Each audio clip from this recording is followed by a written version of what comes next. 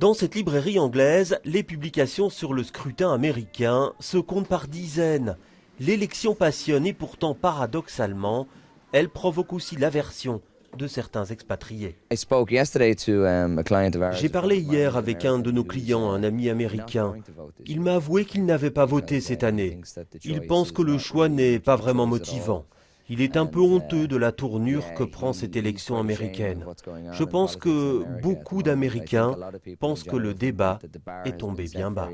Pas un journal qui ce matin ne fasse sa une sur le duel Clinton-Trump. À la rédaction du Soir, ils seront une petite dizaine à couvrir l'événement. Ils se préparent à vivre une vraie nuit blanche. On se prépare effectivement à très peu d'heures de sommeil. Mais bon, voilà, c'est le jeu, ça n'arrive pas tous les ans, ça arrive même tous les 4 ans, mais cette fois-ci, on le sent, une élection qui est vraiment exceptionnelle à plus d'un titre.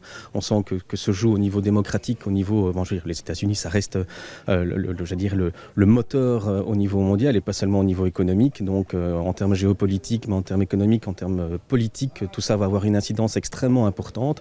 Et ici, la question que tout le monde se pose, c'est l'heure à laquelle tomberont les premiers résultats. J'espère, comme tout le monde, qu'on aura un nom à 4h30 du matin. Bon, certains évoquent la possibilité d'avoir un résultat un petit peu plus tôt, mais on ne peut vraiment rien préjuger de ce qui peut se passer.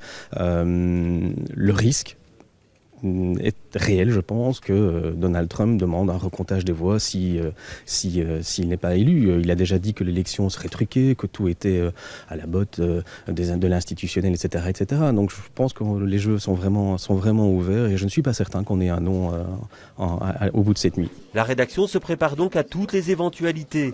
Le suspense risque de durer jusqu'au bout de la nuit.